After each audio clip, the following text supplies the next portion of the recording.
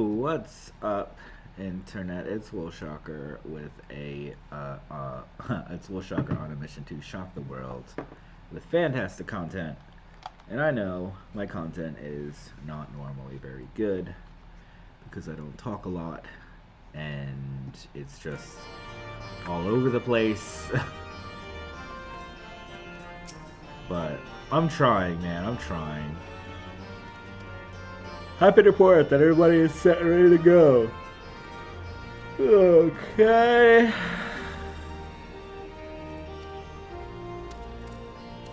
I'm not going to be able to do this quest because nobody's going to be queuing for raids right now.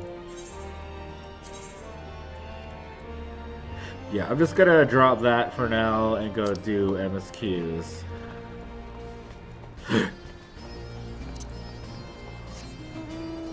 Let's do some MSQs and yeah. Ba ba ba ba ba da da da da.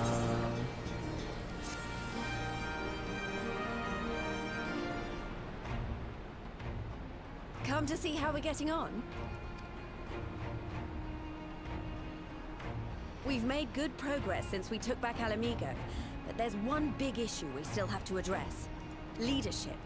The Domans had Lord Hien ready and willing to take the throne, but we've got no one like that here. Theodoric was our last ruler, and he wasn't called the Mad King for nothing. Suffice it to say, our people have had their fill of kings, which means we need to find a new way forward. If only it were that easy. Everyone and his uncle has an opinion. For the time being, we're just going to have to keep leaning on General Aldin and the Alliance for support, and see if we can't find a solution together. Something tells me we're going to be hosting a lot of meetings in the near future.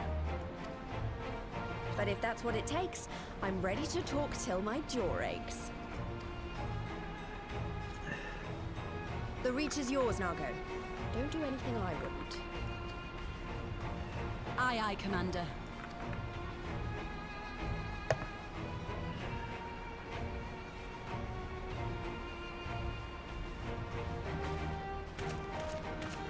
Ah, there you are. I've been searching all over for you. But don't worry, it's nothing bad. That said, this might not be the best place to talk. Will you join me?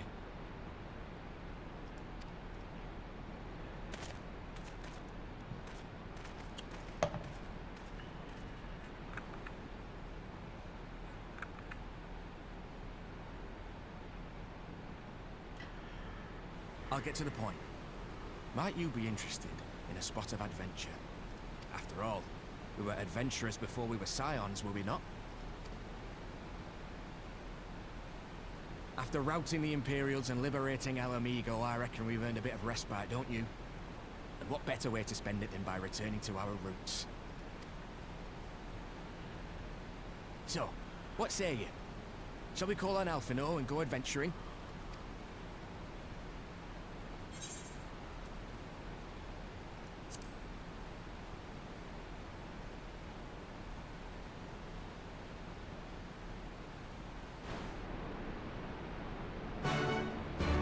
Ba-da-ba. Love this game. Let's go.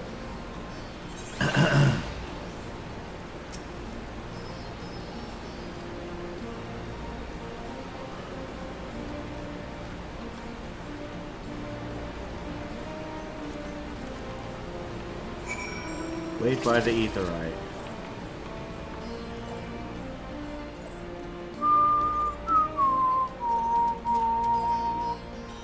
I'm so done with the Stormblood stuff, man. Let me move on to Shadowbringers.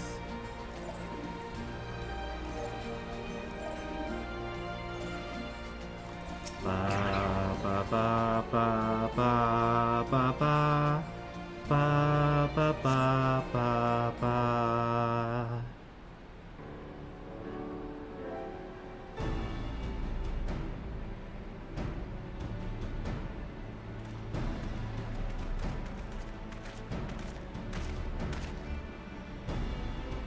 Greetings, Will. It would seem we are to accompany Arnvald on some manner of escapade. Have you any idea what we've gotten ourselves into? Allow me to explain. It'll be something of a history lesson, but I'll try to be brief. No snoring, if you please.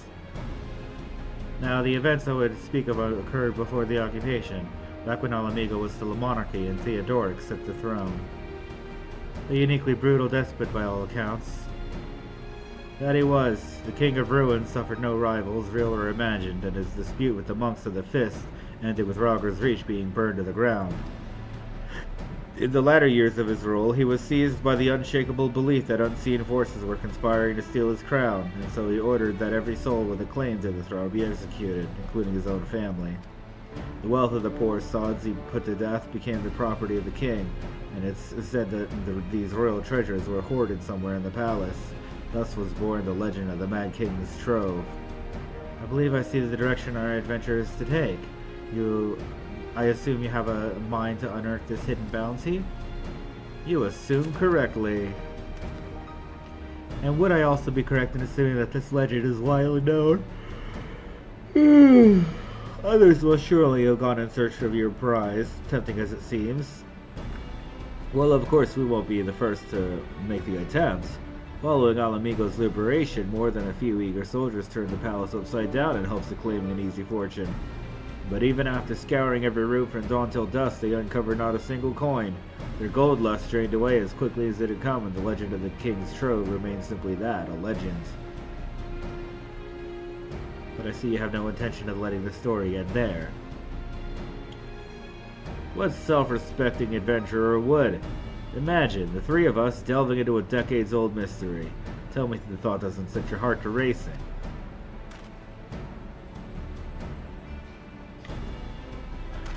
I don't get it.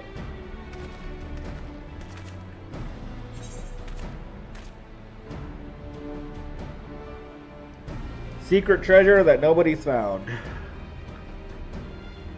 Box. Why do I have a box emote now?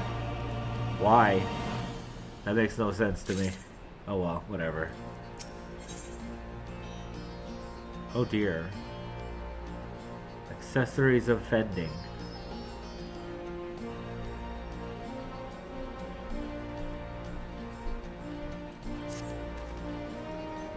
The news of Doma and Ala Mhigo's liberation has kindled the flames of revolution in every corner of the Empire.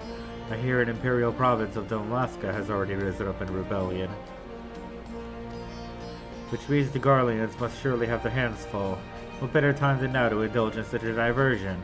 Tell us, Arnvald, have we any clues as to where we might begin our search? Well, judging by the other treasure hunters fared. By how? Nosing about the place isn't like to get us anywhere, so we'll need to ask around. Would that be another way of saying no? Yes. I see, in that case I shall pay a visit to the Allied Archivists and request access to the records seized from the Imperials. The Garleans are meticulous about such things. If they uncover the trove during their occupation, the event is certain to have been recorded. In the meantime, the two of you can track down who worked as palace servants and officials in Theodoric's day. Given that there would have been at least 20 at the time, you will be looking for people who set 40 summers or more. Anything they can tell you about the king and his bloody deeds may prove useful, so be sure to listen well. Arnvald, pray try your luck in the fringes and the peak while it makes the rounds in the Ala Mhigo court again.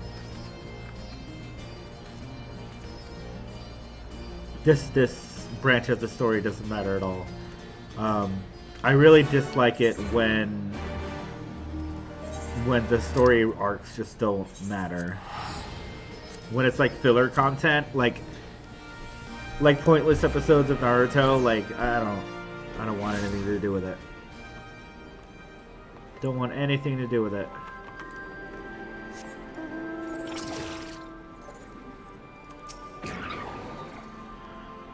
In the palace? No, not me, lad.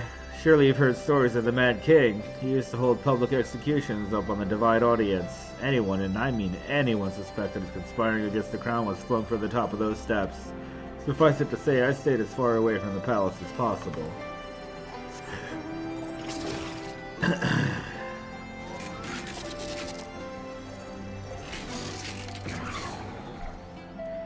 You want to hear an old maid's stories, do you? Well, most of what I know of the Mad King is common knowledge. We'd only see His Royal Majesty when he deigned to attend the executions he'd ordered. And after a while, even watch his enemies' dialogues that enough to coax him out of hiding. They say he started seeing assassins in every shadow and wouldn't set foot outside the palace walls. I was offered work there as a royal servant once, but the mere thought of it left me in a cold sweat.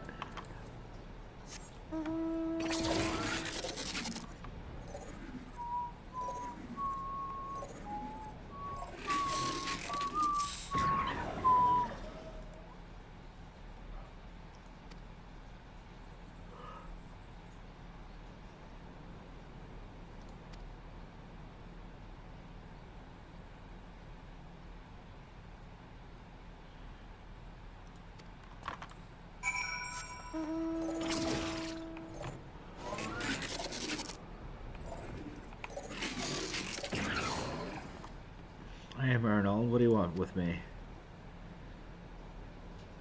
You would have me dredge up some decidedly unsavory memories. If Alamigo is to move forward, we must needs acknowledge the misdeeds of the past.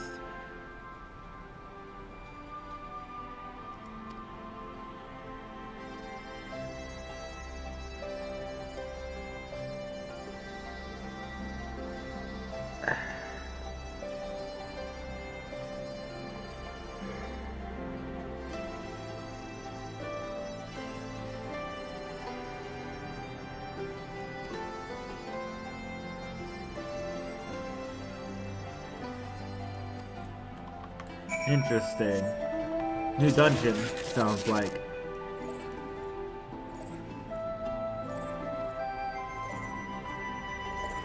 Sounds like a new dungeon.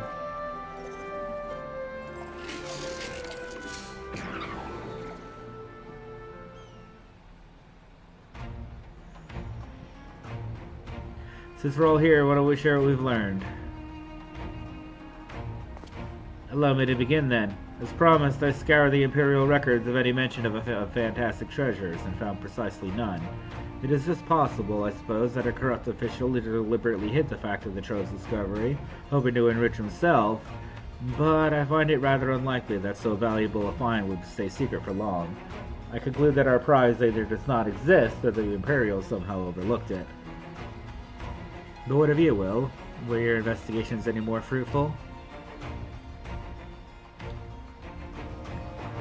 Turned into monsters? And what can he mean by this darkness beneath the palace, I wonder? I met an old man in Alagiri who spoke of the palace's subterranean prison, but he said naught of cursed abominations. The Imperial archives are also silent on the subject of fiends inside the palace grounds. Could this scribe fellow have been spinning him a yarn, do you think? Do you believe him well? His fear seems genuine.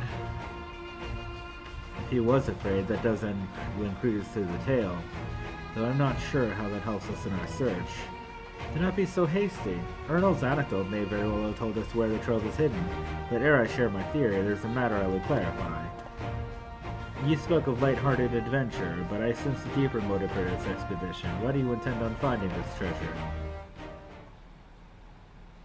It was an all pretense, I swear it, but you're right. My father was in the Imperial Army, a man of Garlean blood. I trust you know what I mean when I say that my Alamegan mother did not welcome my arrival.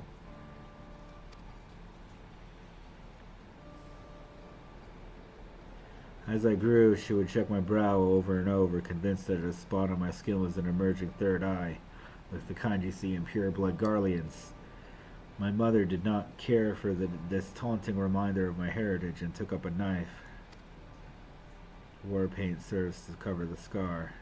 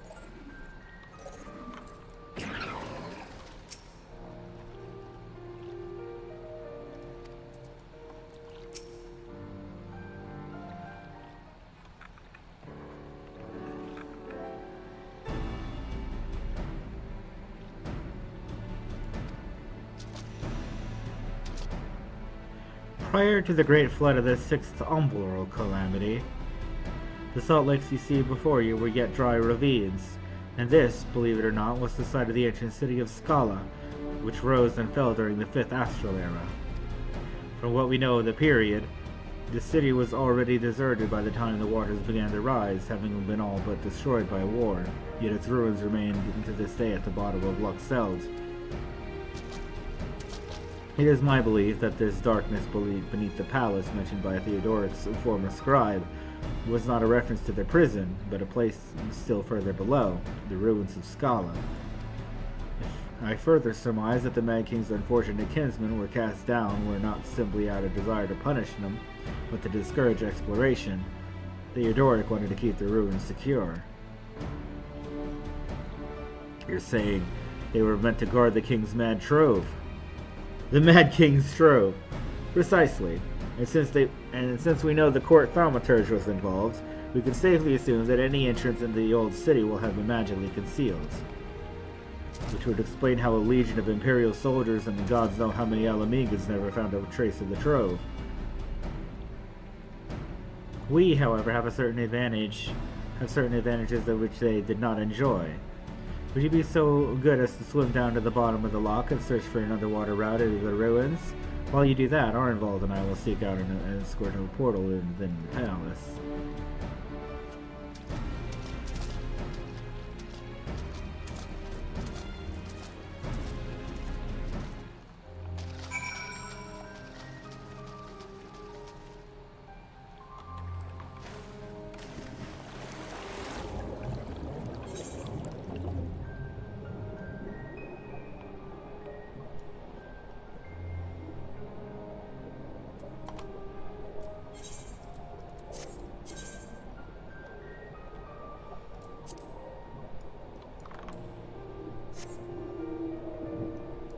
What the?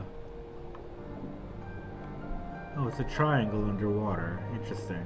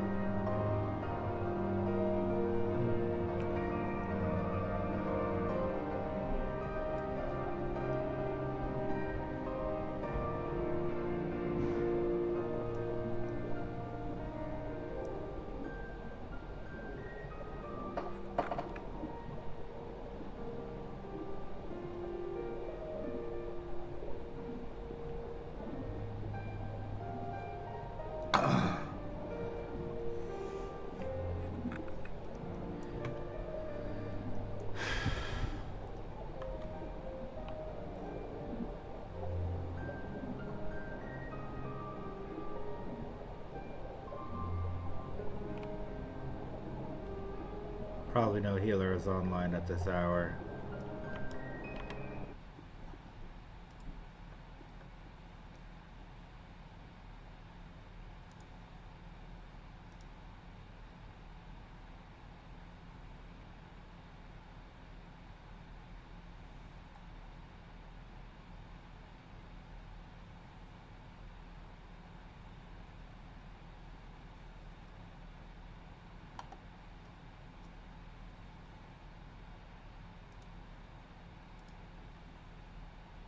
So welcome back to the podcast. It's been a very long break and a lot of changes, and you know, I just want to also say this is a lot of me. Arthur's has been, I think, most understanding. I've been like really busy, not only with just real life moving houses, some of you might know, and I'm officially moving in June, so lots of prep work. And then on my streaming side, like I got into a competitive Mythic Plus team, so like we are just every day, you know, like every day I have to research stuff, but it's been fun. That said though, very excited to talk about Occult Crescent today, but I also want to take this opportunity to say, like, we also decided that because inconsistency in schedules, it's just not viable to do like a weekly Patreon thing. So we refunded all you patrons your monies. Thanks for the support. Arthurs and I will keep going. We are close friends. We love this game. We'll keep talking about this game. That's the bottom line. And you know, that also means that we are also more free form when Arthurs is ultimates or Savage Wolfers. Like, we can take a pause on the podcast without really feeling guilty. But Arthurs, how have you been? It's been very long since we caught up. How have you been? Oh, by the way, nice haircut. Like, maybe last time I don't know whether you got a haircut yet, but regardless, I haven't nice had a haircut. It's just the hair grow out. It's right. Like that, yeah. Right. Because I usually cut short so that when it grow out, you become normal. Like, usually this length is my desired perfect length. But then we'll play game, we'll be lazy, and then go long again, and then look crap again. Yeah. But, I feel you. How have you been though, other than that? Lately, actually, I don't know, man. Is it busy? Is it not busy? Actually, I also can't tell. I just... Have you been playing 14 linked Occult Crescent, or are you trying out other games? I've been playing 14. I mean, I also play... Now that you talk about it, okay, now I remember. Baldur's Gate. The Baldur's Gate with Xeno finally finished. Oh, you guys finished Honor Mode Baldur's Gate? Yeah. What was the ending that y'all went for? He went for the wholesome, dark urge, but didn't give in to the urge. Right. Normal ending. But okay. I mean, we also did like a crazy ending. But overall, just fun. Yeah. Okay, good. DG3 is just fun to play. What's your next big game to finish after Occult Crescent and things die down in 14? I actually don't know. Expedition 33 though, I think a lot of people keep talking about it. Here's the thing. I watched the entire Expedition 33 already. Even though I don't play it, I've been watching streams, friends play it. Is it good? And I see the whole thing. Yeah. It's a pretty good game. Okay. Yeah. I'm so. But like for me, single player game, I feel like at this age, at this time, and how long I've been playing games, you know, in the 80, 90, we started out playing all single player game, right? Nowadays, if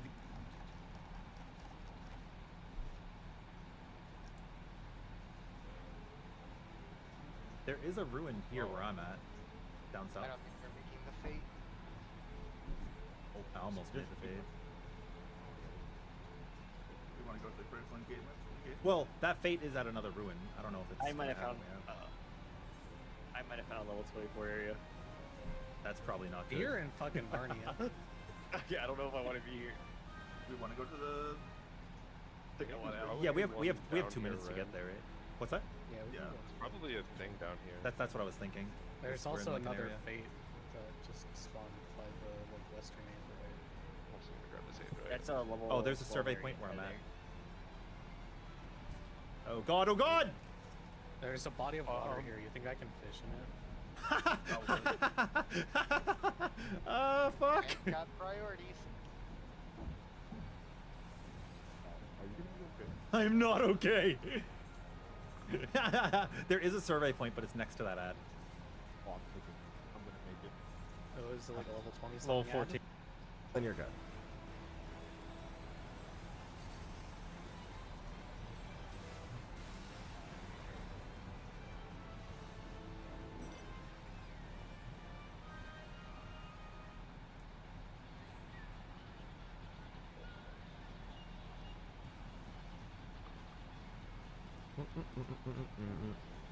What level are these?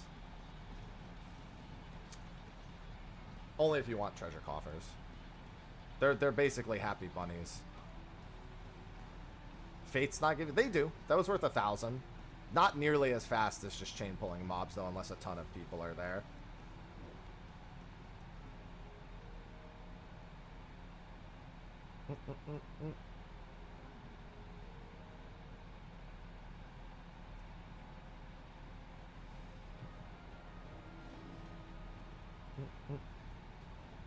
Oh yeah, we should go to that. Oh, there's level 10s right here too. Yeah, so the Fate gave Enlightenment silver pieces, killing mobs gives Enlightenment gold pieces. This is not clickbait, but it's also not a decision that I've made lightly. It's something that I've really been considering for the last 2 years, but this video will be my last video on this channel, and I want to say from the get-go that it's not burnout. I feel like that's most commonly the reason why YouTubers stop making videos, but then they come back to it when they get over the burnout. This is not that. It's not that I can't continue, it's that I'm actively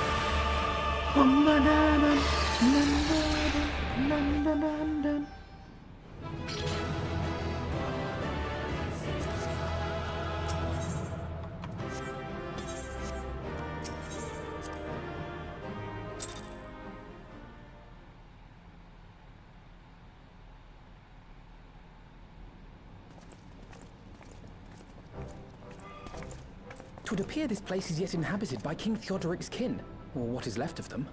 The work of terrible magics, I fear. Terrible, aye. But their misfortune is our fortune? Quite. By the 12, there is even more than I imagined.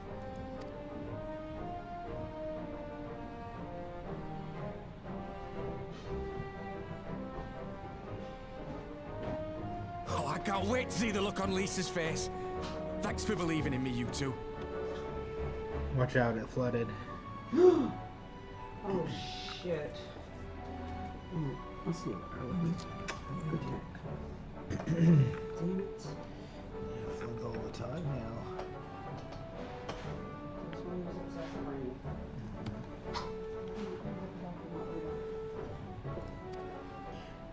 But you're okay over here?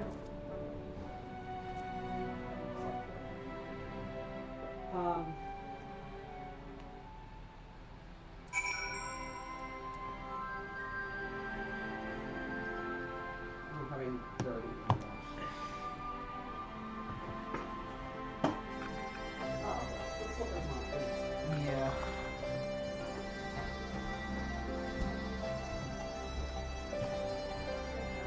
We do.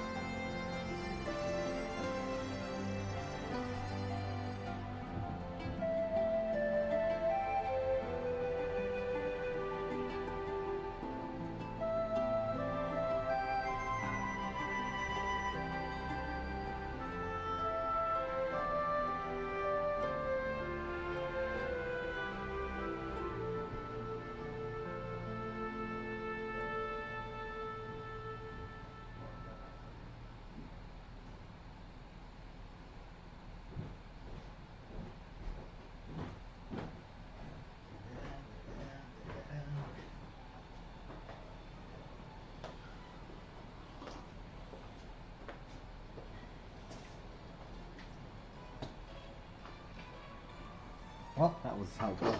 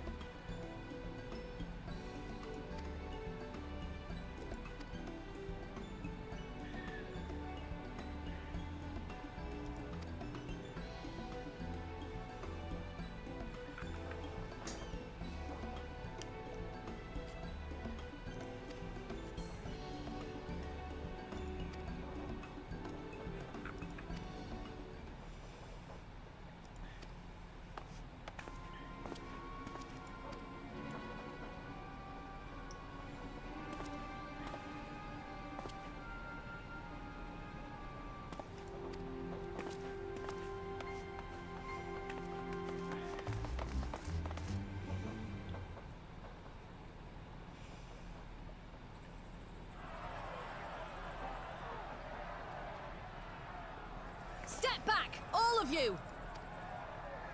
Like hells we will! We know who you've got in there! We're not leaving till you hand her over! Bring her out! Bring her out! What's going on? Someone let slip about Fedora. It's true then! The bitch really is in there! I knew it! I bloody knew it! We demand vengeance! Bring her out! Today we butcher the butcher! Come on, you don't mean that! We'd be no better than the Imperials if you'd all just calm down! Calm down! That monster and her thrice damned skulls dragged my man from our home and beat him to death in the streets! Aye! And my dad! That bitch has spilt enough blood to fill a lock! Oof. We all know her crimes. She's a traitor and a murderer. How many of your resistance friends have died at her hands, eh? And here you are, protecting her! So that's what all the fuss is about.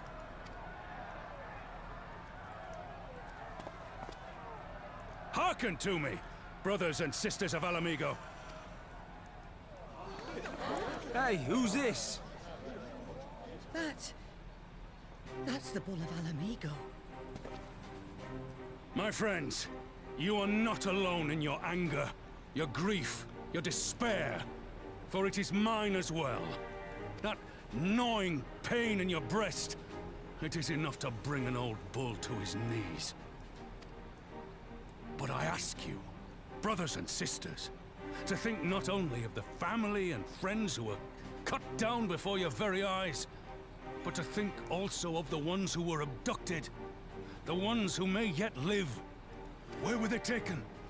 What became of them? These questions demand answers. Yes. I share your thirst for justice, for vengeance, but we will gain only fleeting satisfaction if we give in to our base appetites. We will never know the truth. Now is the time that we, the people of Alamigo, must decide what manner of nation we will build for ourselves, and for generations yet unborn. When they look to our example, will they see a people who held fast to their principles, or one who cast them aside when tried? I say to you, it is our responsibility to give these prisoners a fair trial, that they might answer to all of Alamigo. The Garleans called us savages, and I'll be damned if we prove them right.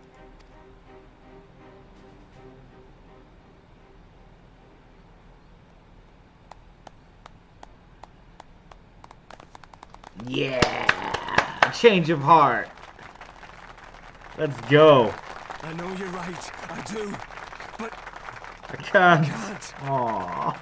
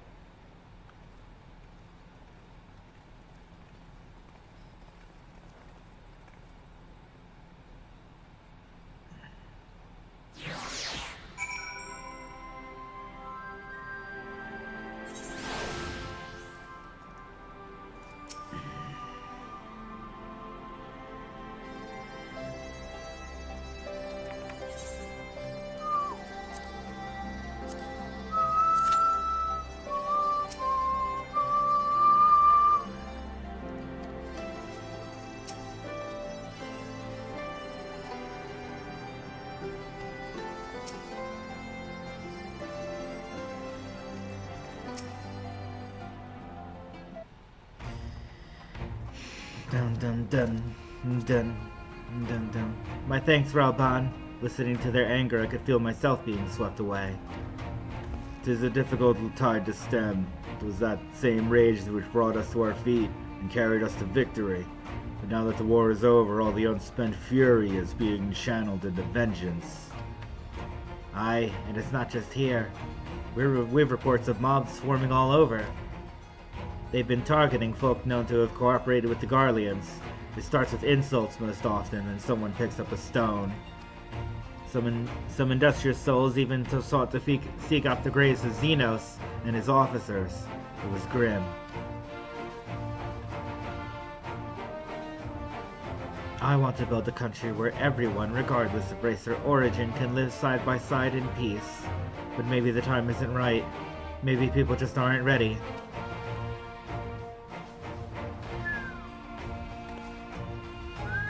But that doesn't mean I'm not going to try.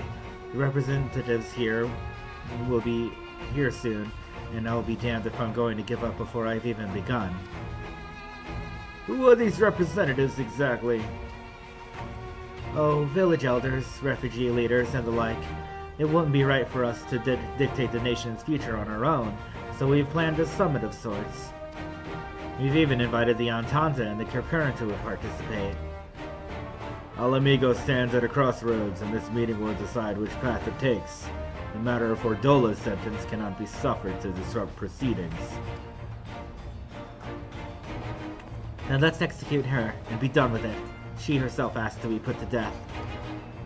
Nago! I already explained why we wouldn't do that. Sending her to the gallows might satisfy people right now, but where would it end? Should we round up everyone who collaborated and everyone who didn't resist? There would be no one left, and we'd be no better than Theodoric and Xenos.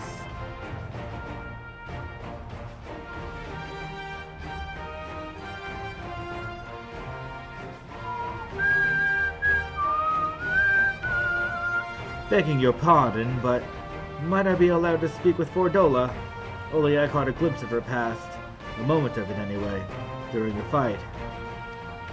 She's done terrible things, aye, unforgivable things.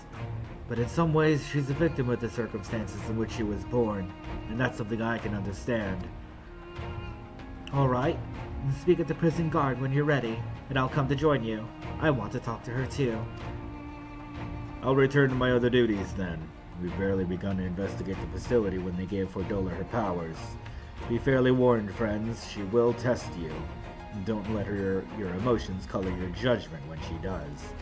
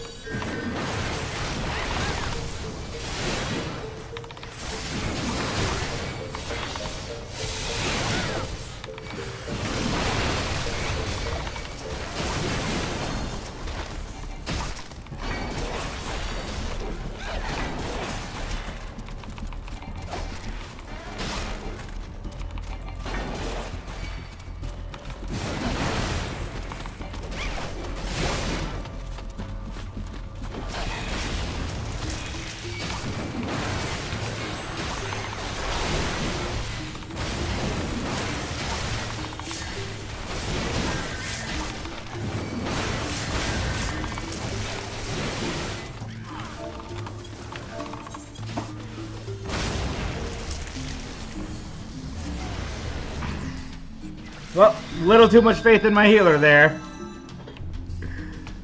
Little too much overconfidence.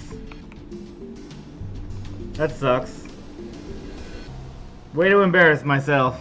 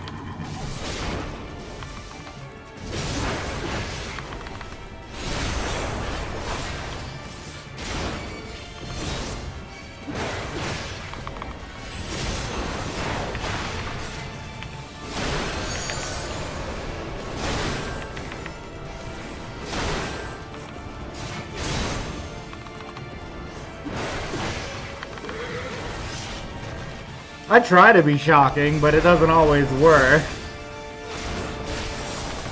I'm not always a great shock. Sometimes I'm boring.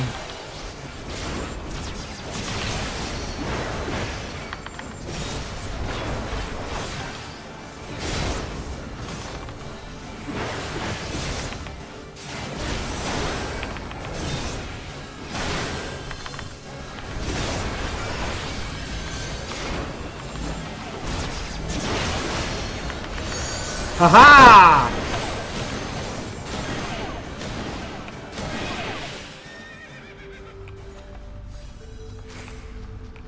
I think that reprisal saved them.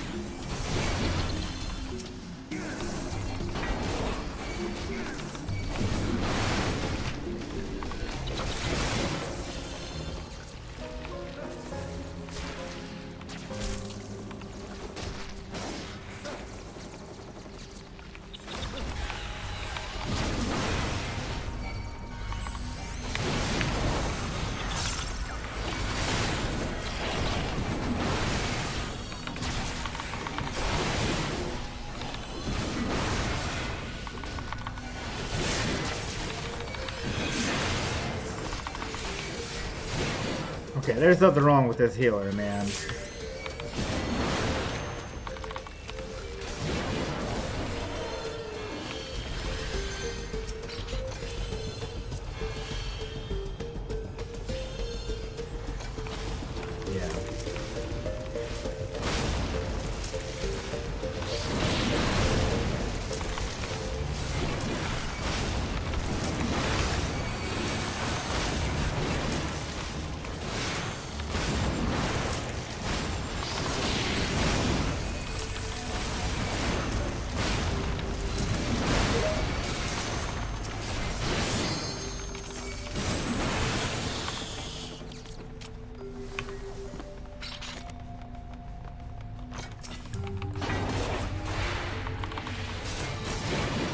Had the home getting that one.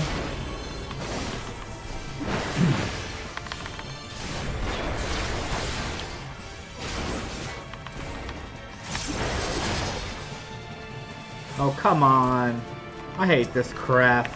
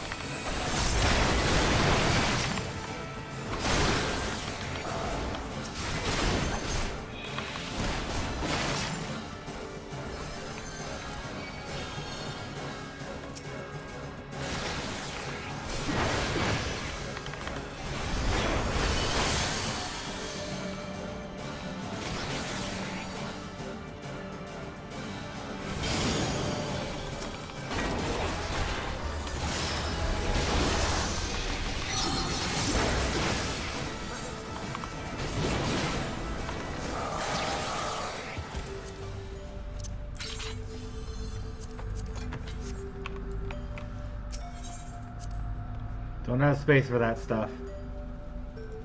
Choosing not to. And I know I don't have this huge channel where I really need to make this video because it's not going to be that many people affected. But I want to share my honest reasons for why I'm doing this. I feel like there's a part of me that wish I knew so.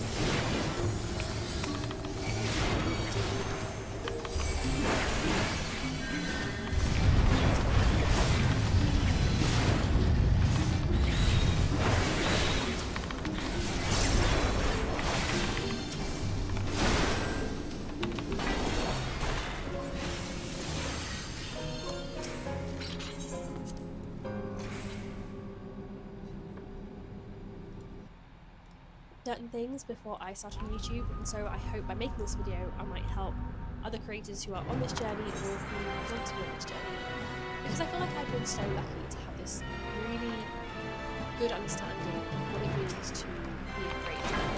Part of that is my YouTube experience, but I also work as a starter freelance music podcast, which is a huge business as well.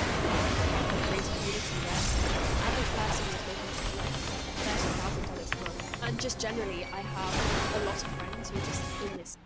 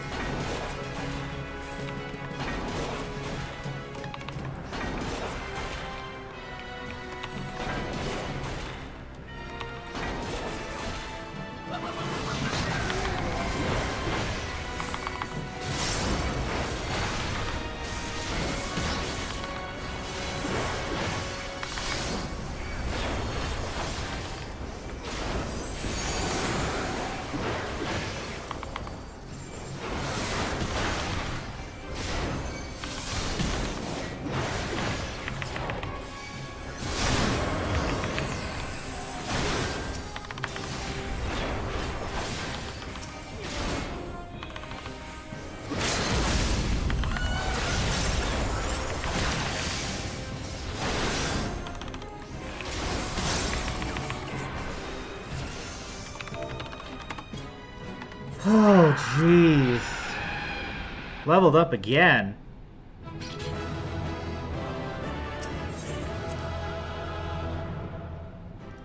Space. So I guess I'm making this video for two reasons. One, even though my audience is relatively small, there's still a community there. There's still people that have been showing up, watching my videos, waiting for me to upload, and I really do feel like I owe it to those people, and I really do appreciate them. I just want that sense of closure for this channel. But also two... Hit the bathroom. Gotta hit up the bathroom. Nature calls.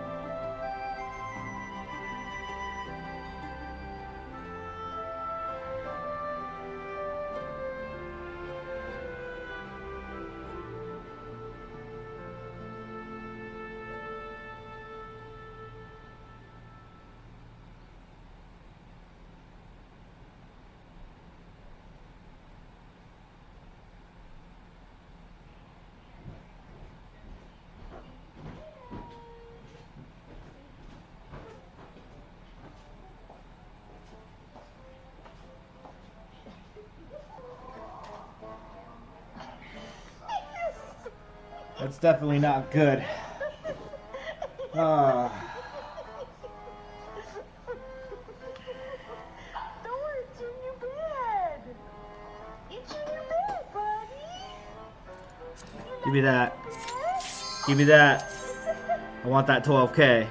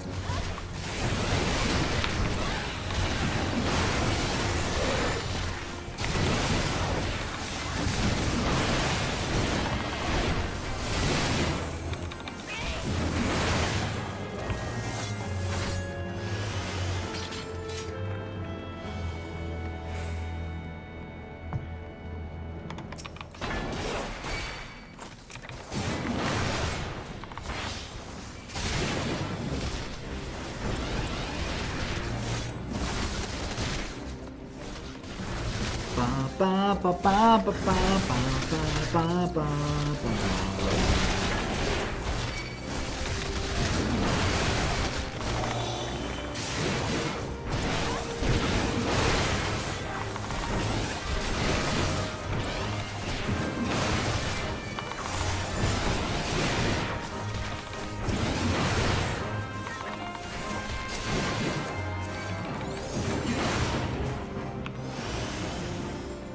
The healer is the one leveling up.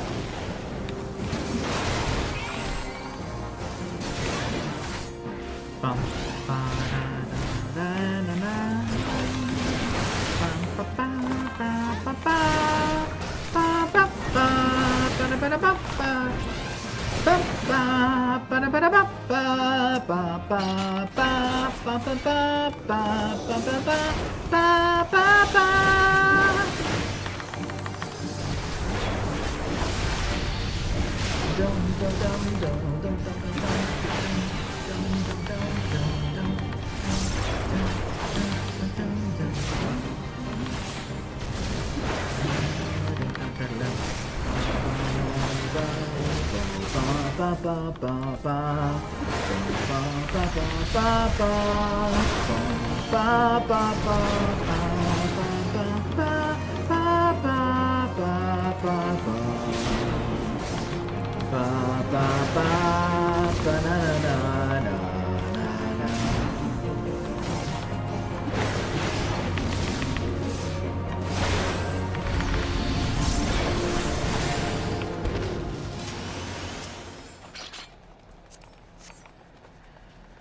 Wahoo!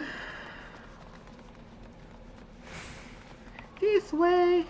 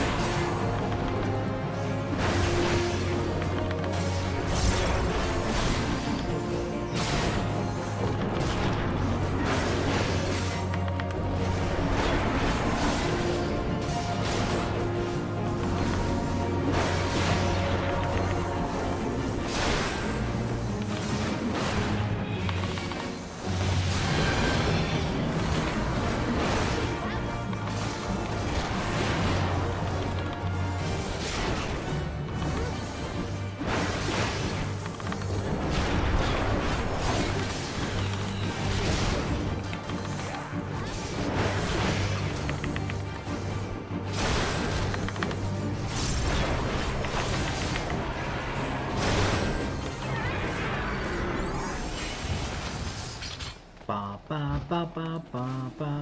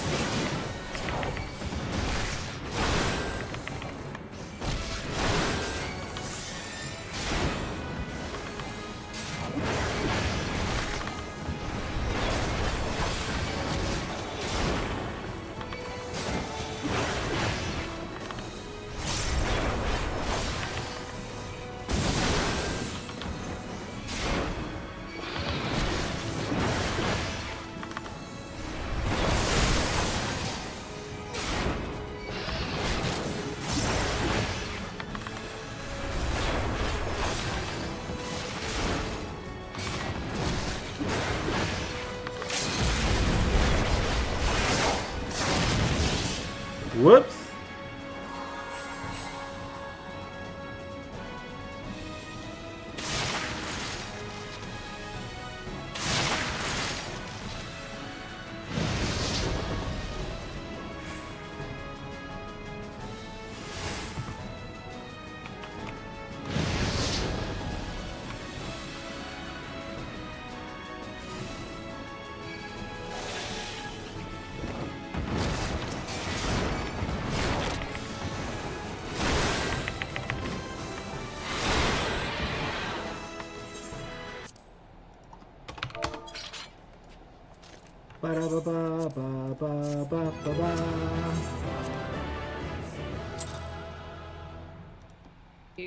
For anyone who's a creator themselves or who wants to be one, I really want to just give you an honest insight into what it's like and to maybe help you have a little bit more of a strategy with it. So let's start right at the beginning. I have always loved YouTube. I used to watch YouTube during my revision breaks at university and at school, and deep down I always thought it was just so cool, and there was a part of me that wished I could do that, but I genuinely never thought I could. So I went to university and I became a dentist and I started working, and then lockdown hit, and because I was locally at the time, I didn't have a job for I think it was like 8 months, and so suddenly I had all of this time, and I just thought, you know what, fuck it, I'm so tired of getting my own way, I just want to try something that I really want to do and just see what happens. I didn't really have any expectations, I didn't really have a plan, I just wanted to try it, and I loved it. I fell in love with the process of creating YouTube videos straight away, and I got so into it. And I think that's what the first 1 to 2 years of being a creator are like. You're having fun with it, you're experimenting, you're learning new skills, you're meeting new people, and I feel like that gave me so much firstly confidence. My younger self would never have believed that I would go on YouTube and I would grow my channel in the way that I did, I would put myself out there in the way that I did. And I don't know, like, I just always found it so hard to even connect with people in my real life. I've always struggled with things like friendships, which I shared on the channel. And so being on YouTube and like connecting with people through my videos, it really just helped me to understand that like I am capable of actually connecting with people. And I don't know, it's just so cheesy, I guess, but I feel like I really kind of found a bit of my inner child through doing YouTube. It just felt so good to be able to share parts of myself online and to be seen for that, you know? It just gives you so much confidence. And I used to really struggle with social anxiety back when I was at university, and I honestly can tell you that since starting YouTube, I just feel like I pretty much never experienced that anymore. Like, that's almost fully gone away. I've also managed to reconnect with people who I never thought I'd connect with, like Dahl and Matthew. These are YouTubers who I really looked up to, and it just showed me, one, what I was capable of, but two, there's no room that you don't deserve to belong in. It doesn't matter how big or small you are, like you can help yourself get into any room you want to be just by trying to put yourself out there. And I think it was a really good lesson for me to learn. I feel like I'm nothing like who I was before I started my YouTube channel, but yet I'm more me than I ever was. YouTube has also given me not just connection, but genuine friendships. Like, aside from the mum friends I've met since having a baby, all of my friendships come from YouTube in some way or form. And this is one thing that I really did not expect, because if I'm honest with you, when I looked at YouTubers and I kind of aspired to have that kind of lifestyle, I really envied their fact that they could just be on their laptops at home filming and not having to really see anyone. Like, my introverted self love that concept, but actually YouTube has really given me that opposite. It's given me more connection and friendships and more of a social life. Like, the friends I've made are the most supportive friends I could ever have. Like, we both support each other with our goals and our dreams, and it just feels so genuine because we're connected over not just being somewhere convenient like at school, we've connected over something a little bit more deeper, and that feels so good. I've talked about experiencing loneliness on the channel so many times before. It's my most popular video, but I can honestly say since starting YouTube, I don't think I've really felt lonely. Like, I haven't felt lonely in such a long time, and I really just feel like YouTube has changed that. And then also my career has completely changed through doing YouTube. I didn't have to become a full-time YouTuber for that to happen. A startup reached out to me and they gave me a career path that I just never thought I would ever have. I was able to leave my job as a dentist, I was able to work from home, to travel, to earn pretty well, and to learn about the startup world, which was completely foreign to me and something I never thought I would experience. I didn't even really know what a startup was. And so as a dentist, this person who always had this plan, it's just something I never could have dreamed of or imagined. I'm just so glad I got to have all those experiences. So all in all, I can honestly say that YouTube absolutely changed my life. I mean, I don't even have a big channel, and this is the thing, it's such a myth that you need to have this large audience to be able to be successful or to create opportunities or to just change your life in some way. Like, that is not true at all. YouTube has given me so much, and I haven't regretted it for a minute. But I also want to talk about the reality of being a YouTuber or even just a creator and why I'm quitting. So like I said, for the first 1 to 2 years, for me anyway, being a YouTuber really was just experimenting, having fun, throwing things at the wall, and just learning new skills. But after those first 2 years, you really do begin to wonder, where is this all going? Like, what's a long-term projection of me doing this? Do I want to be a full-time YouTuber? And my honest answer to that question was always no. I don't want to be a full-time YouTuber, and I have a lot of reasons for that. So like I said, I've had this really good perspective of what it means to be a creator, and especially what it means to make being a creator your career path. I've honestly spoken to so many creators, whether that's YouTubers or writers or podcasters or influencers, and I noticed that these creators were either audience first or business first. So if they were business first, they started off with a business or have a business, and they use their content or they use their platform to funnel people into their business. And because of that, they have this really clear strategy, they know what kind of content they're creating, they know where it's going, and they're not as reliant on a large audience to make a living from it. And then you have creators who are primarily trying to just build their audience. They're not really sure where it's going to go. They're not really sure what kind of business they'll build out of it. They're just building and they're going to see what happens. And the problem with these creators is I found that they were always so reliant on their views. They were so reliant on the algorithm. And this is exactly what I was doing, really. I was just growing my channel and then just seeing what would happen from it. I didn't really have a plan. But the problem with that is that the creators who have even 1 million subscribers, they still have those same pressures as someone with a small channel like mine. There's no difference, because without those views, it doesn't actually matter how big your audience is. You still need to try and make videos that pop off and go viral. You're still dependent on that. And that feeling is hard to sustain. I used to think that when I started YouTube that, you know, when I grow my channel, when it becomes bigger, things would get so much easier. But that was never the case. If anything, the more subscribers I had, I actually found it harder, because suddenly I had something that I wanted to maintain. And it just felt weird to have some videos with loads and loads of views and then others with just hardly any views at all. And I just felt so tied to the algorithm that eventually I realized that I just do not want this. I also did a YouTuber Accelerator program with Paddy Galloway. Anyone who doesn't know him, he's honestly one of the best in the game. He's worked with some of the most top creators like Mr. Beast, and his program was the best program I've ever been on for YouTube. It was so good. But it also made me realize that I'm just not meant for this game. Like, I just don't want to make viral videos. I don't want to have to come up with good thumbnails and titles that make people click. Like, I've done it once or twice without trying to, really, but I can tell you now that YouTube is not easy. Like, people make it look so easy on the outside, but it's so hard, and it is so much strategy. Like, so much strategizing goes into it. And I found it personally quite exhausting. Like, I just didn't want to keep up with that. I love everything else. Like, I love writing YouTube ideas. I like the filming, I like the editing, but I really did not like the strategy that goes on behind the scenes of the YouTube channel. The other thing that I always struggled with when it came to YouTube was this idea of niche. Most people nowadays will say that you don't really need a niche. Like, you are the niche. And that's technically true. You can be the niche, and that does help to differentiate you. But I find that unless you have this clear niche or this clear, not even niche, but like clear idea of how you want to help people, I just feel like you then end up trying to find content within your own life or trying to create things in your life just to make content, and that never sat well with me. So for example, I've tried productivity systems just so I can make a YouTube video out of it to share my experience, rather than it being this really organic part of my life. And this is so much harder if you're a full-time creator, because you no longer have your 9-to-5 job to show us footage in your YouTube videos. You're now forced to show more of your personal life. And I started YouTube with the intention of never really sharing my personal life. You know, when I started YouTube, I was in such a different place to what I am now. Like, I was living on my own in an apartment, and now I'm married and I have a baby. So yeah, at the start I was okay with sharing some personal experiences I've gone through and kind of got past, like, you know, not having any friends, or feeling like I wasted my 20s, or dealing with social anxiety, or leaving my job as a dentist. I was fine with sharing that, but I was never comfortable sharing my family on the internet. And now my family is, you know, such an like, my personal life is my family life. Like, they're the same. There's no clear distinction between them anymore for me to be able to pick and choose what I share. I really just want to be present for my real life and not make content of it. Not that I judge anyone who's doing that, but just personally for me, I'm not comfortable with that. I look back and I'm so glad that I didn't share my engagement on YouTube, or my wedding, or my pregnancy, or giving birth, or any of those things, because those things are just so sacred to me and my family. I just feel like my family deserve to have their own lives and not have it shaped by my decision to be on social media. Like, especially my daughter, she really deserves to have this social media. My daughter, me as an individual. I also just feel like I don't want to change the way I go about my life or trying to create things in my life just to create content out of it. I think authenticity is the same as oversharing. I knew very early on that I didn't want to be a full-time creator. I think I made that decision probably about 2 years ago, if I'm honest. And so even after having a baby, I was so at peace with my decision to come back to YouTube, because I thought, yeah, career paths, and focus more on that side. I've started building a dental membership about it. So, you know, I wanted to be someone who could afford exactly what they needed at that time. It was more putting something out there, and I'm really enjoying it. The feedback has been amazing. Great. I get it. She wants to raise her kid and stuff like that, so whatever.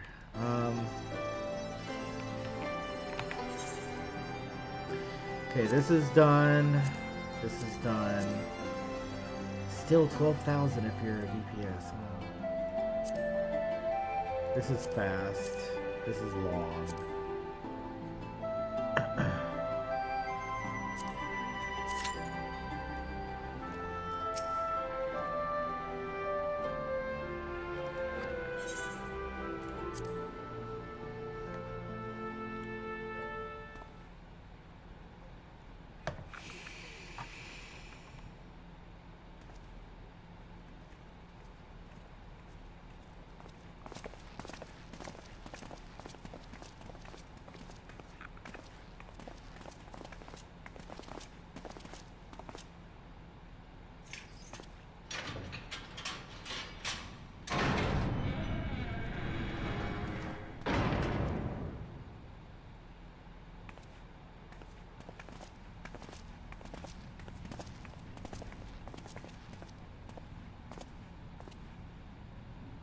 Well, well, well. So many visitors. Come to have a good laugh, have you?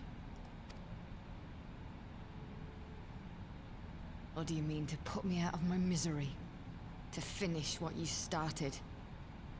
It's about bloody time. That's not why we're here, no. Do you remember what I said? How I promised you you'd live long enough to see us win our freedom? Well, I meant it. And not to mock you either. You're wasting your time. All of this is pointless! There's no reason to keep me alive, and you know it! I killed your men. I killed my men! And you know what my only regret is? That I didn't kill you when I had the chance! That's a lie, and you know it. You think we can't tell what you're trying to do? That we're blind? Yeah, you're a fool, but you're not stupid. You're ruthless. Relentless. You'd give up anything and everything to get what you want. You didn't come this far, climbing over the bodies of your own brothers and sisters just to piss it all away. I see you, Fedora. I see you for what you are.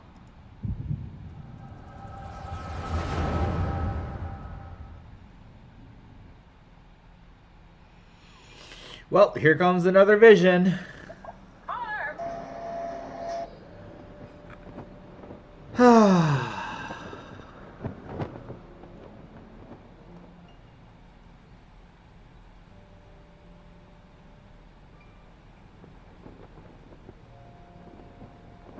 Come along, Fadola. We mustn't be late. The Imperial Viceroy will be attending today's banquet.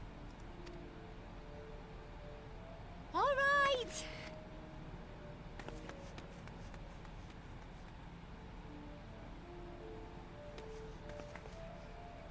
Father, what's Lord Gaius like? Is he nice? Are you friends? There you go again with all your questions. Lord Gaius is a great and honourable man who looks after all of Alamigo. He's very busy, and if we don't hurry, we'll miss our chance to see him.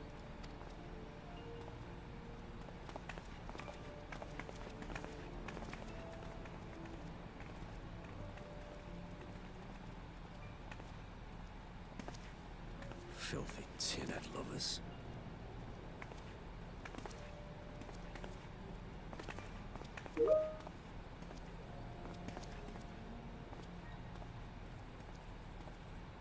Father, what did that man call us?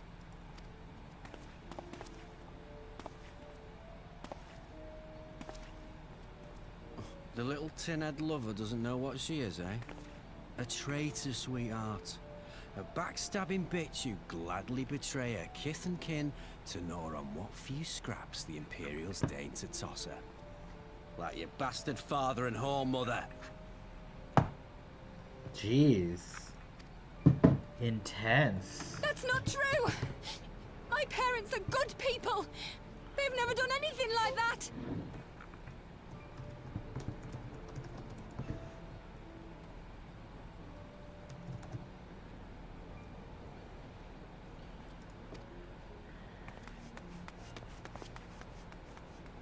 Oh, but they were quick to help themselves and their bitch spawn, weren't they?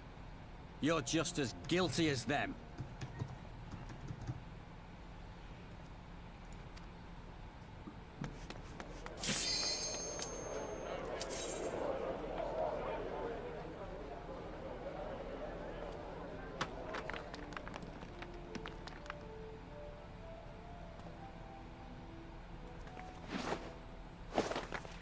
Fadola!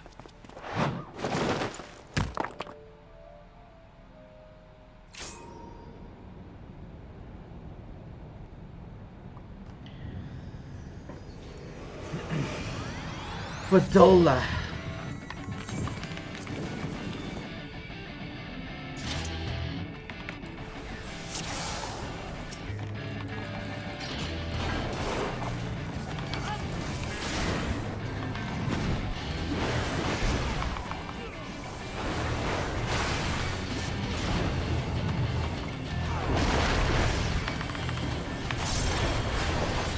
Oh, come on!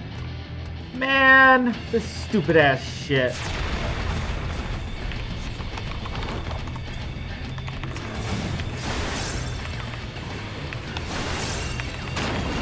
There we go. At least I got my combo off.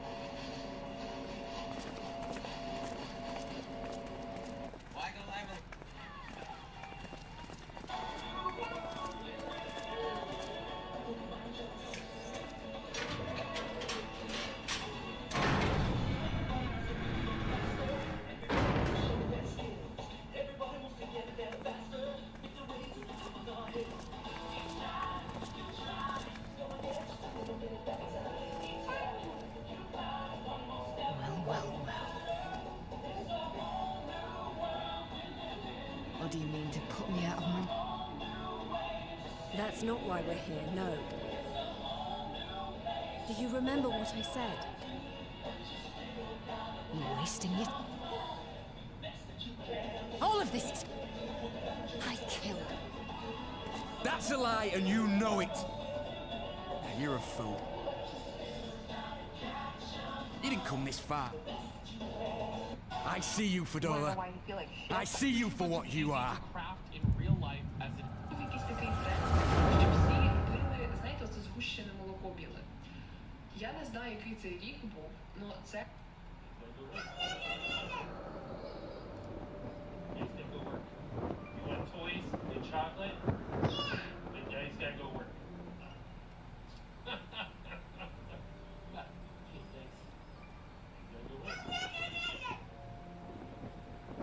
Come on.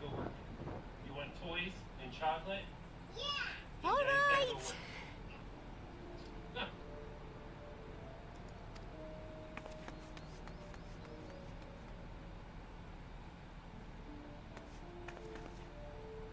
Father, what's that guy's like? Is he nice? Are you friends? There you go again with all your questions. Lord Gaius is a great and honourable man.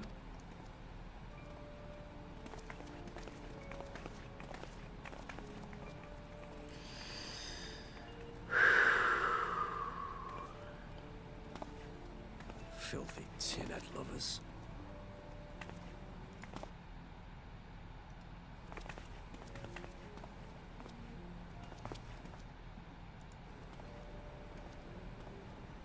Father, what did that man call us?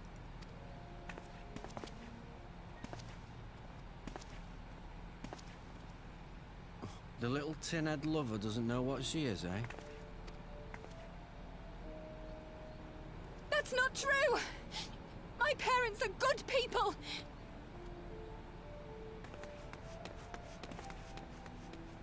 Oh, but they were quick to help themselves and their bitch spawn, weren't they? You're just as guilty as them.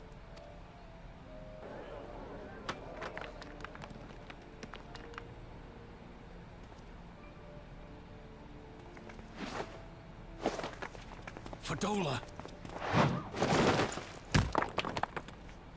Traitors!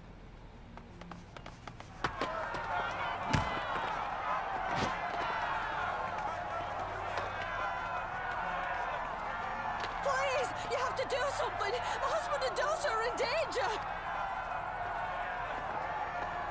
Soldiers of the Imperial Army are under no obligation to intervene in the disputes of army.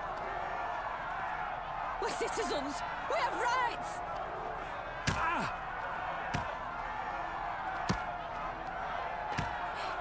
scared. It's all right. It's all right. They don't understand, but they'll see in time. They'll see that this is the only way to survive. Traitors! Traitors!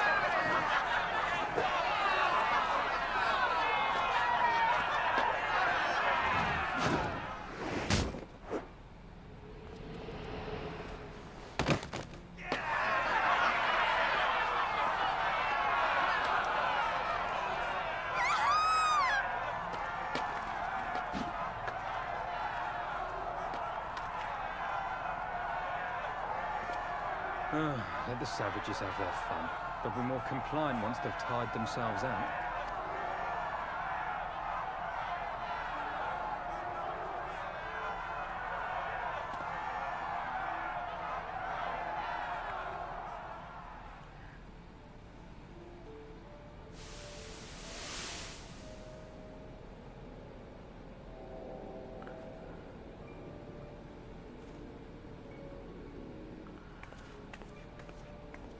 Fadola, please. You already have citizenship. Why would you want to become a soldier?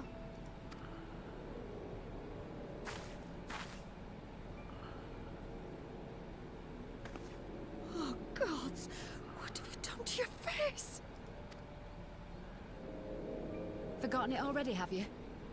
I'm honouring Father's memory. by telling the world that you're no better than a common savage.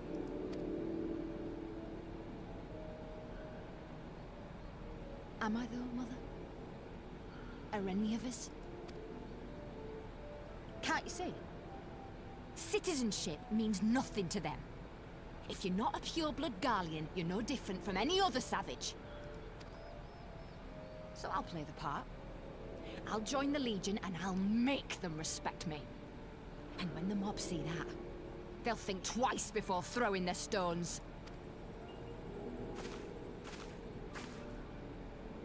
Ansfrid, Rudolph, Emlyn.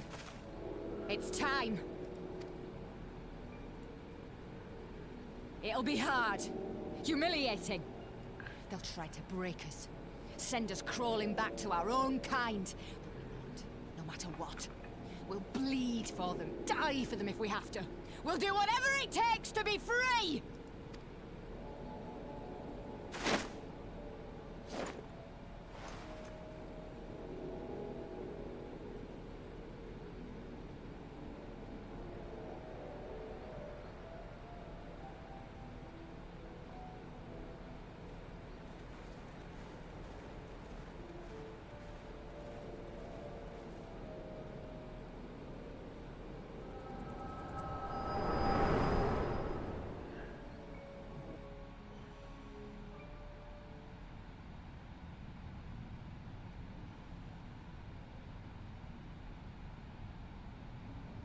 So, you mean to play the part one last time, eh?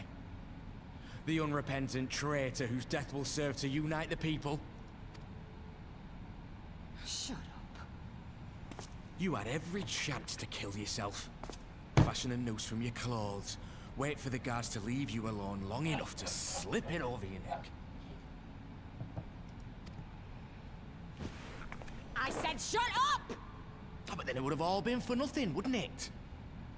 Whatever it takes. That's what you said.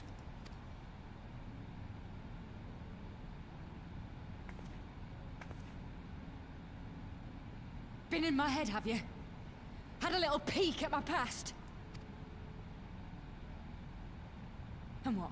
A few stolen memories tell you everything you need to know, do they? Don't you dare patronize me!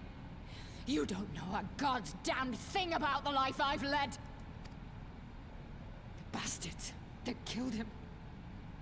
The bastards that let it happen. My father deserved better! I swore I'd do whatever it took to make them pay!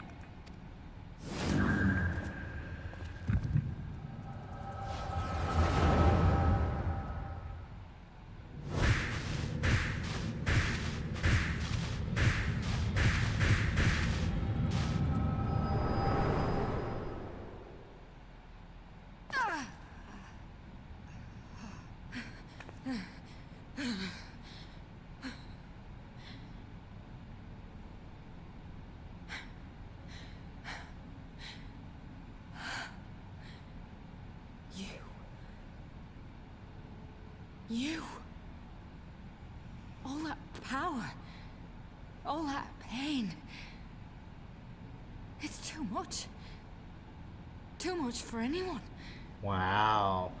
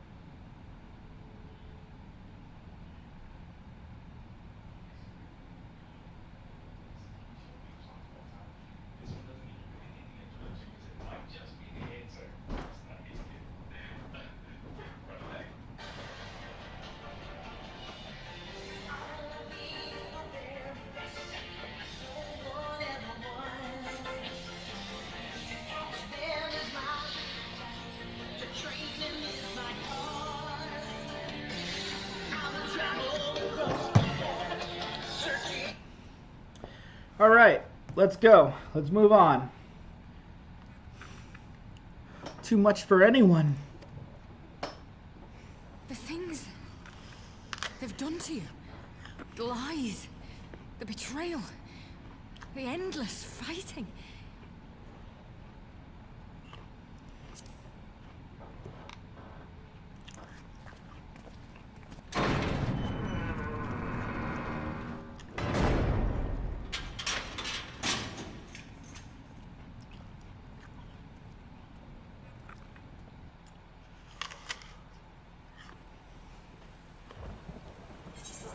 That was good.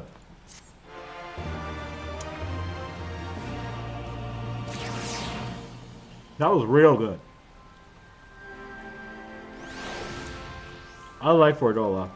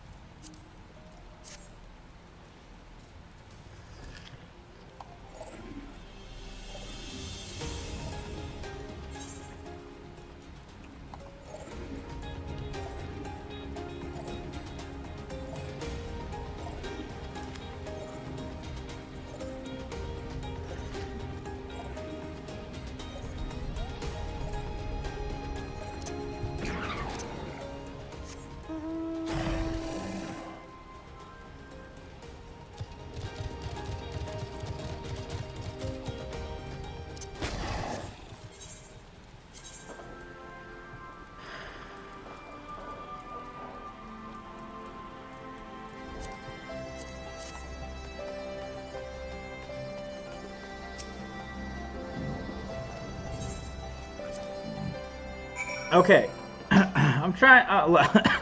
Let's make an effort to improve the quality of my content, even if nobody watches, because, you know, this content wants to be good. Let's make it good. What news? You spoke with Fordola, I take it.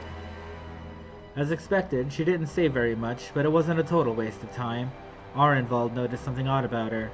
He thinks she might be having visions almost constantly, which is not how the Echo normally works. Have you found anything here which might explain why it's so different for her? Huh. We've been hard-pressed just to organize the research materials, let alone study them. To be frank, I'd welcome the Scion's expert assistance if you have time to lend a hand.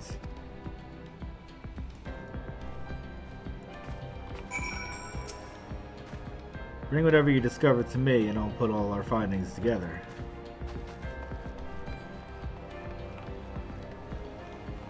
Da da da da ba ba bum bum bum bum bum bum bum bum bum ba. The device in which Kryl was held seems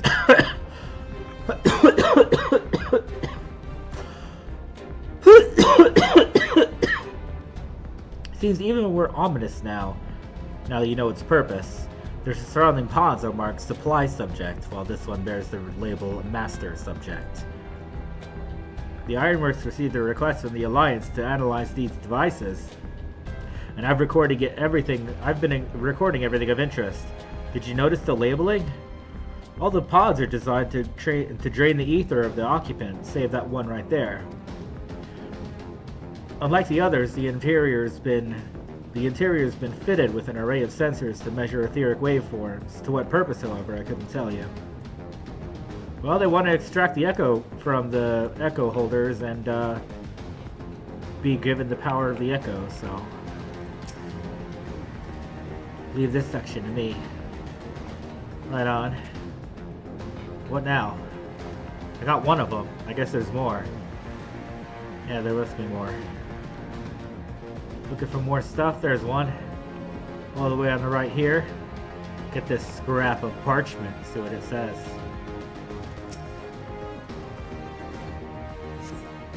Idle conversation prohibited.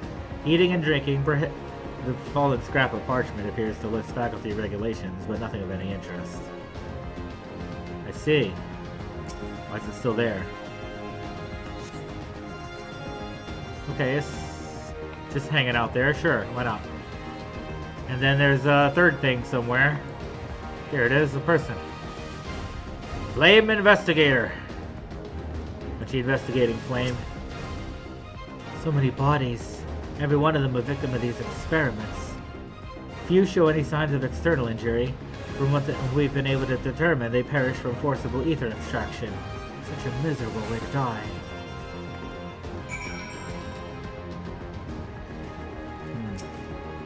I see. Ba ba ba. I know little and less of science, so any light you can shed on this facility's operations will be appreciated. Well, shall we start with you? Yes, I found a parchment about no alcohol. I found labels on the machine and dead bodies. Taken in combination with the testimonies of Kryl and Thancred, I do believe to see exactly what the Imperials were attempting here. Begin? I think you said begin? Oh well. The enhancement procedure entailed infusing a single candidate with ether siphoned from a multitude of supply subjects. As for the master subject, in this case Kryl, the patterns of her etheric activity would provide the model upon which they would artificially engineer the candidate's aura. In other words, they were trying to recreate Kryl's echo. I believe so, which would explain our prisoner's present state. Kryl is possessed of an unrivaled ability to hear the whispers of the soul, and it seems probable that the procedure engendered the same acute sensitivity in Fordola. And the soldiers who guard Fordola, many of them lost friends and family to the skulls. And there's a sentry at her door, night and day, but she can't help sensing their thoughts and seeing their past. That's quite sad. But you don't just see their past. You don't just see their past. You live it. All the emotions, all the pain. Imagine what it'd do to you. You'd never be the same again. Indeed, as you may recall, Ysael was completely transformed by a single glimpse of Hrisvalgar's past. Fordola has been forced to experience the agony of those whose lives she destroyed. The guilt must be unbearable. That explains her request to be executed. Sounds to me like a kind of justice. Regardless, she can suffer on for now. We have more pressing matters to consider. If the results of these experiments have been relayed back to Garlemald, there will be naught to stop the Empire from repeating the trick. They can give the echo to anyone, to an entire legion. We must be ready. We must learn all we can of these god-forsaken procedures, and Fordola remains our best source of information. She'll not be getting her wish, not yet. Right. Keep faith, lass. If you're to convince others to follow you, you must believe what you're telling them. People will respond to passion, but not if it's feigned. I understand. Thank you, General. We should leave the flames to it. Let's go. Ba, ba. Let me check my notebook for something real quick. Do.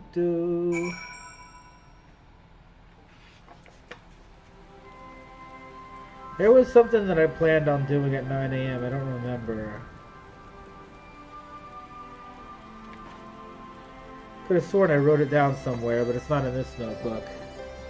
Must be somewhere else.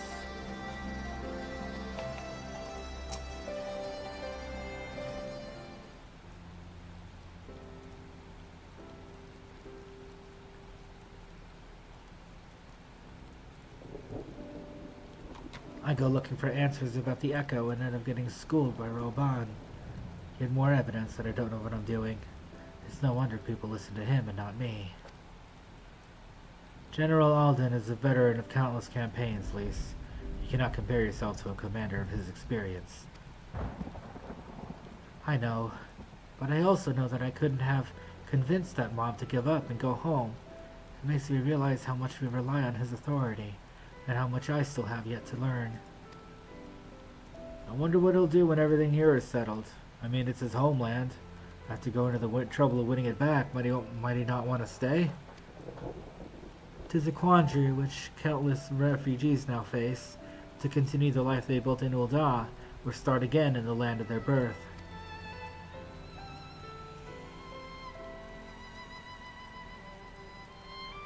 Will, a moment. I'm newly returned from Ul'dah with a message from the Sultana.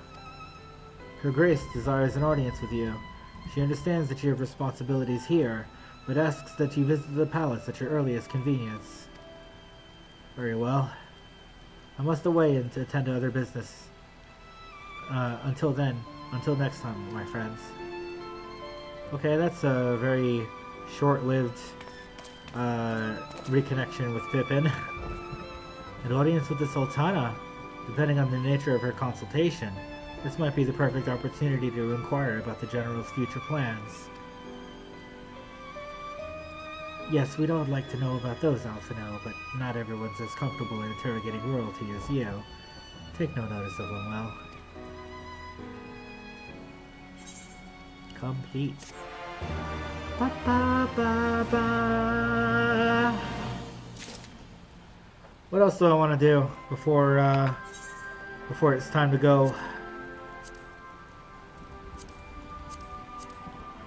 I don't think I'm going to be able to do an alliance raid. Nah, I don't want to do any of that. I don't want to do this either. Yeah, I think I'm just going to stop here and chill. Thank you for watching. Remember to like and subscribe to help me along. Also, consider becoming a $5 patron on Patreon. You get exclusive access to the community Discord. And that is members only. So if you want to join my Discord, it is going to require sign up at patreon.com/Wilshocker. Thank you so much. I will be back.